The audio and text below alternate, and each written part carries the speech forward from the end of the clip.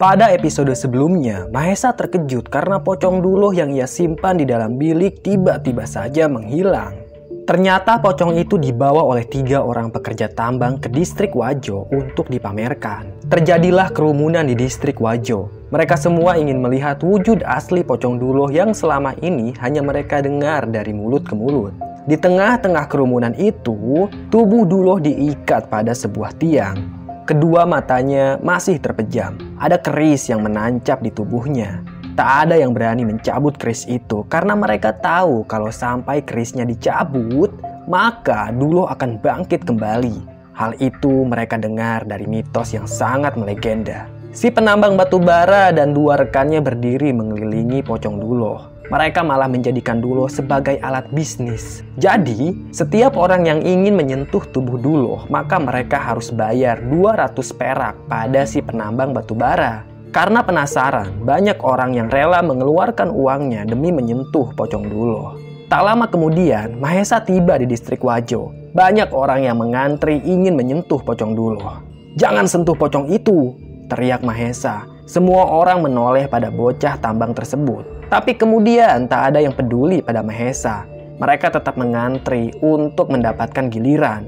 Sementara itu, Mahesa kesulitan mendekati Duloh karena terhalang oleh banyak orang. Dan tiba-tiba saja terdengarlah suara tembakan dari kejauhan. Ada 5 aparat pemerintah yang berdatangan. Seketika saja kerumunan itu pecah. Mereka lari ketakutan. Sedangkan 3 pekerja tambang tetap berdiri mengelilingi pocong Duloh. Mereka tidak akan menyerahkan pocong itu pada aparat. "Serahkan pocong itu pada kami," kata salah satu aparat. Tapi ketiga pekerja tambang malah menghalangi para aparat. Aparat pun memukul punggung mereka dengan gagang senapan. Ketiga pekerja tambang itu pun terkapar tak berdaya di atas tanah. Satu persatu tali tampar yang mengikat tubuh Duloh dilepas. Mereka menggotong tubuh Duloh lalu menaikkannya ke atas mobil pickup jadul. Sementara itu, Mahesa yang dari tadi sembunyi di balik dinding ruko, ia langsung meraih sepeda ontel dan mengejar mobil pickup tersebut. Si pemilik sepeda ontel berteriak minta tolong. Dia kesal karena sepedanya dicuri oleh Mahesa. Untung saja laju mobil pickup cukup lambat sehingga Mahesa mampu mengejarnya. Mobil aparat berhenti di depan sebuah gedung. Ternyata mereka membawa Duloh ke kantor. Mahesa pun mengendap-endap ke belakang gedung. Dia mengintip melalui sebuah kaca yang sudah buram. Lalu ia pun melihat pocong Duloh dibaringkan sembarangan di atas lantai. Entah apa yang akan mereka lakukan dengan pocong itu. Kalau sudah berurusan dengan aparat pemerintah, Mahesa tidak bisa berbuat apa-apa. Dia pun memutuskan untuk kembali ke pertambangan. Mahesa sempat dimaki-maki ketika mengembalikan sepeda ontel milik salah seorang warga Tionghoa di distrik Wajo. Singkat cerita, malam pun larut. Setelah menjual hasil tambang ke tengkulak, segera Mahesa pulang. Setibanya di rumah Paman Galih, ia pun mengetuk pintu rumah itu. Paman Galih keluar bersama kedua anak laki-lakinya yang masih berumur 10 tahunan. Hal pertama yang ditanyakan oleh Paman Galih adalah soal uang. Mahesa tidak bisa menyembunyikan seperak pun penghasilannya karena Paman Galih menggeledah seluruh pakaian Mahesa. Setelah itu Mahesa disuruh masuk. Segera ia menuju kamar mandi. Dan kebetulan ia melintasi kamar Paman Galih. Mahesa pun berhenti sejenak. Dia melihat Bimirah masih terbaring di atas tempat tidurnya. Sebenarnya ada rasa kasihan dalam hati Mahesa. Tapi kalau dia mengingat-ingat soal perilaku bibinya itu, Mahesa jelas marah. Lalu ia pun masuk ke kamar mandi. Selesai mandi, Mahesa mengganti pakaiannya. Namun tali pocong Duloh masih ia kenakan sebagai sabuk. Segera Mahesa naik ke atas ranjangnya lalu memejamkan mata. Baru saja Mahesa mau tidur, Paman Galih teriak-teriak memanggil namanya dengan nada tinggi sambil menggedor pintu kamar Mahesa. Buru-buru Mahesa membukakan pintu. "Ada apa, Paman?" tanya Mahesa. "Air di bak kita habis, sana timba air dulu," bentak Paman Galih. "Aku lelah, Paman, nanti pagi saja aku timba airnya," jawab Mahesa dengan matanya yang sayu karena sangat ngantuk. Mendengar penolakan itu, Paman Galih langsung marah. Dia menendang tubuh Mahesa sampai terjungkal. Anak itu meringis kesakitan. Tidak cukup sampai di situ. Paman Galih mendekati Mahesa dan langsung menampar pipi anak itu berkali-kali. Mahesa dengan sigap melindungi wajahnya, tapi tidak berhasil.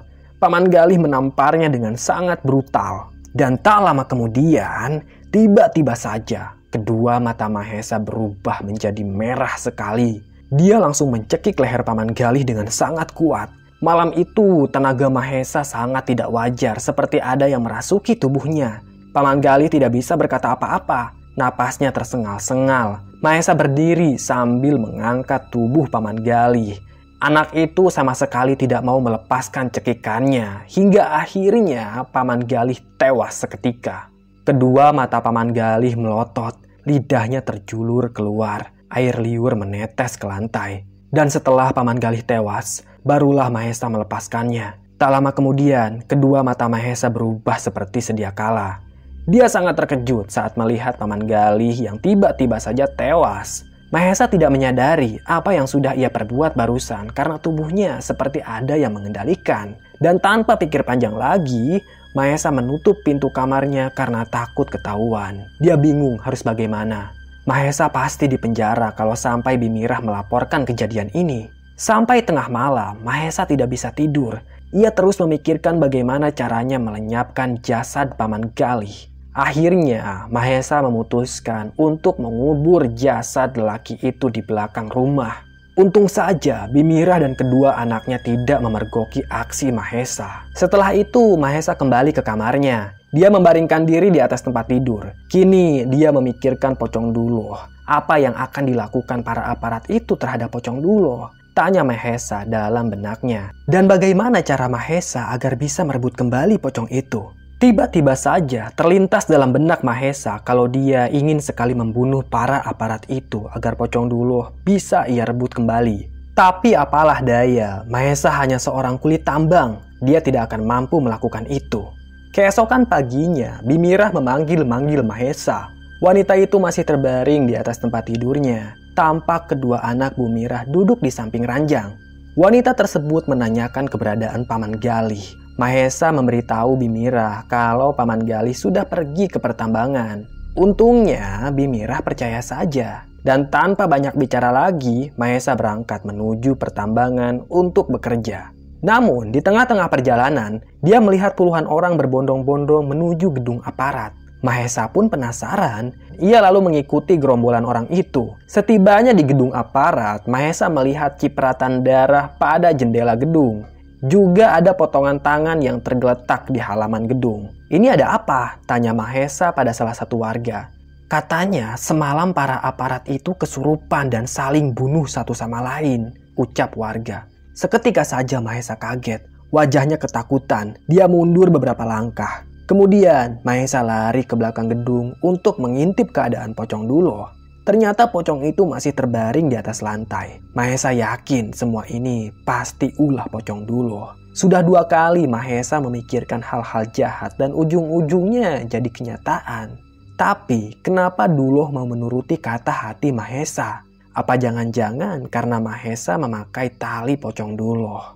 Mahesa terus bertanya-tanya dalam hatinya. Ia menyingsingkan kaos kumalnya lalu memegang tali Pocong Duloh yang ia kenakan sebagai sabuk. Tak lama kemudian, para aparat dari luar daerah berdatangan. Mereka bingung apa penyebab dari kejadian aneh ini.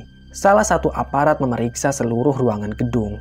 Ia pun menemukan jasad Duloh yang terbaring di atas lantai. Kemudian jasad itu diseret keluar. Pasti gara-gara ini, kata aparat. Iya, ini pasti Pocong Duloh. Ciri-cirinya sama seperti yang dikatakan mitos, ucap aparat lainnya. Harus kita apakan pocong ini? Tanya rekannya. Bakar saja, jawab salah satu aparat. Ya, mereka pun sepakat untuk membakar Duloh. Tak ada satu orang pun yang tahu kalau tubuh Duloh tidak bisa dibakar. Sekalipun kulit Duloh melepuh, dia akan kembali seperti semula berkat ajian Pancasona. Duloh dinaikkan ke atas mobil pickup.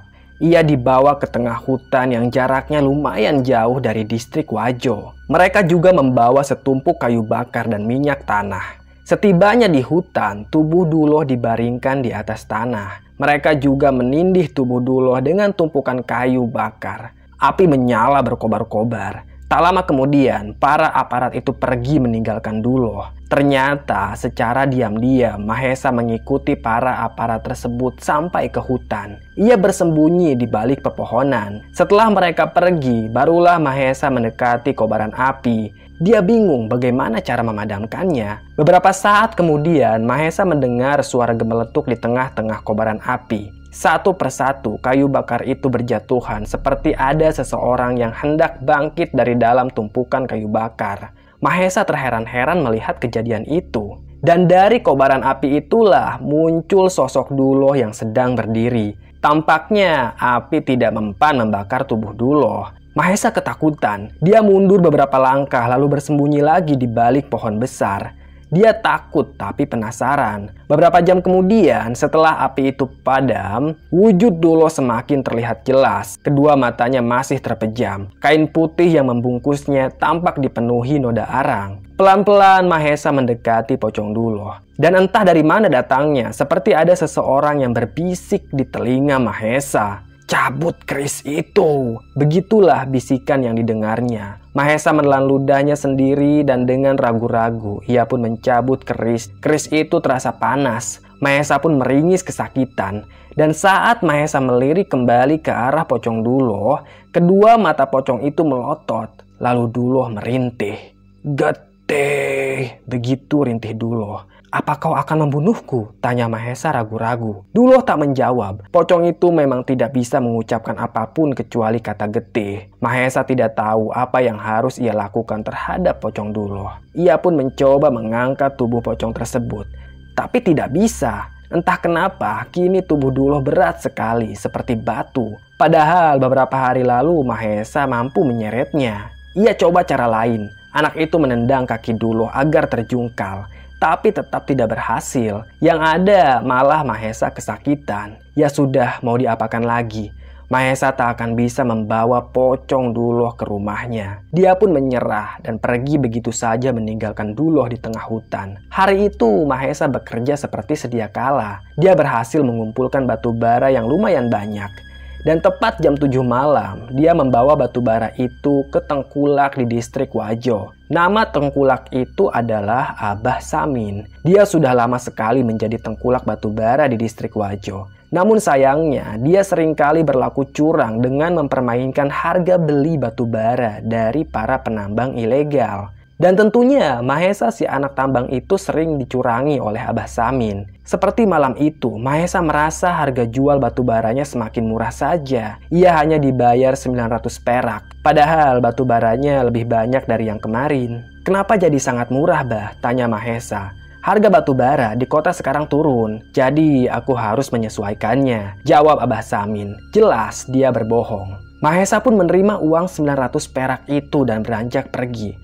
Namun, ia sempat melihat seorang lelaki pekerja tambang berwajah sangar sedang menjual batu baranya pada Abah Samin. Anehnya, walaupun batu bara yang dibawa si lelaki lebih sedikit dibanding punya Mahesa, lelaki itu malah menerima uang 1.500 perak. Abah Samin memang pengecut. Dia pilih-pilih muka kalau berbisnis. Mahesa kesal dan dia ingin sekali melihat Abah Samin celaka. Tak lama setelah pikiran itu melintas di benak Mahesa, tiba-tiba saja pocong Duloh muncul dari belakang Abah Samin. Duloh menerkam lelaki tua itu sampai tenggorokannya keluar. Tak butuh waktu lama, Abah Samin pun tewas. Pocong Duloh dengan ganas mencabik tubuhnya lalu menjilati darahnya. Mahesa lari ketakutan, napasnya ngos-ngosan. Setibanya di rumah, dia langsung mengunci pintu dan masuk ke dalam kamarnya. Kedua anak Bimirah mengetuk pintu. Mereka berdua marah pada Mahesa karena Paman Galih tak kunjung pulang. "Diam kalian!"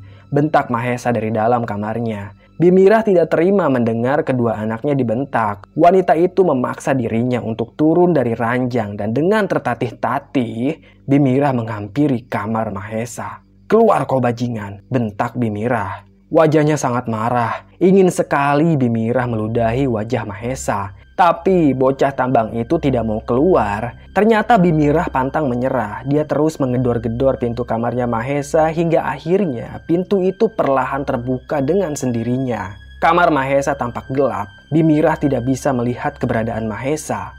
"Mahesa?" panggil Bimirah. Perlahan wanita itu masuk ke dalam kamarnya Mahesa. Dan baru saja 2 langkah, wanita itu langsung menjerit histeris lantaran Pocong Duloh tiba-tiba muncul dari atas. Ia bergelantungan pada langit-langit kamar. Kedua mulutnya masih mengeluarkan darah segar. Getih, lirih Duloh. Dengan tertatih-tatih, Bimirah keluar dari kamar Mahesa. Ia menuntun kedua anaknya untuk menjauh dari kamar itu. Mereka hendak keluar rumah, tapi entah kenapa kunci pintu rumah itu susah sekali dibuka. Seperti ada energi gaib yang sengaja mengunci mereka di dalam rumah. Lalu Bimirah dengan kedua anaknya masuk ke dalam kamar. Ia pun mengunci pintu kamarnya. Mereka bertiga sangat ketakutan. Selang beberapa saat terdengarlah suara derit pintu kamar Mahesa. Seperti ada seseorang yang keluar dari kamar itu. Tampaklah Pocong Duloh melayang perlahan menghampiri kamarnya Bimirah. Getih, lirih Duloh dari balik pintu kamar. Bimirah dan kedua anaknya berteriak minta tolong. Sialnya, jendela kamar Bimirah itu permanen dan berukuran kecil. Ia melambai-lambaikan tangannya pada kaca jendela berharap ada orang yang melihatnya. Kini Pocong Duloh secara ajaib sudah berada di dalam kamar Bimirah. Mereka semakin menjerit ketakutan saat melihat wujud Pocong Duloh. Dari luar kamar, Mahesa berbicara dengan suaranya yang lirih. "Bunuh Bimirah," ucap Mahesa. Pocong Duloh pun langsung meraung, matanya melotot, giginya lancip, air liur keluar dari mulutnya. Dan sambil berteriak, buru-buru Bimirah mengambil sebuah asbak lalu memecahkan kaca jendela dengan menggunakan asbak tersebut. Dia berusaha mengeluarkan kedua anaknya, tapi tidak keburu. Pocong Duloh menerkam Bimirah dengan sangat ganas. Saat Pocong Duloh sedang menghabisi nyawa Bimirah, ada orang yang kebetulan melintas di dekat rumah Bimirah. Dan dari kaca jendela yang pecah itu, ia melihat tangan Bimirah berlumur darah. Ia juga mendengar kedua anak Bimirah yang menjerit minta tolong. Orang itu masih berdiri di dekat jendela kamarnya Bimirah, dan saat ia hendak mendekati rumah itu, tampaklah Pocong Duloh dari balik jendela dengan wajahnya yang berlumur darah. Orang itu pun lari sambil berteriak minta tolong. Warga langsung geger. Mereka berbondong-bondong melapor pada aparat tentang kejadian itu. Selang beberapa saat, rombongan mobil aparat mendatangi rumah Bimirah. Jumlah mereka ada 20 orang. Semuanya memegang senjata laras panjang. Mereka mengepung rumah Bimirah sambil menodongkan senjata ke arah rumah tersebut. "Siapapun yang ada di dalam, keluarlah. Kau sudah dikepung," bentak salah seorang komandan. Tapi tidak ada pergerakan apapun dari dalam rumah itu. Bahkan seperti tidak ada tanda-tanda kehidupan. Si komandan tidak mau ambil risiko. Dia tetap menahan pasukannya agar tidak masuk ke dalam rumah dengan gegabah. "Sekali lagi kami peringatkan, keluarlah atau kami bom rumah ini," ancam komandan. Para anggotanya tetap dalam posisi siaga. Dan tak lama kemudian, akhirnya pintu rumah terbuka perlahan. Entah siapa yang akan keluar dari rumah itu. Yang jelas, semua anggota semakin siaga. Mereka semakin erat memegang senjatanya masing-masing. Bersambung. Terima kasih sudah menyimak cerita Mbah. Tunggu kelanjutannya ya. Tetap sehat dan salam getih.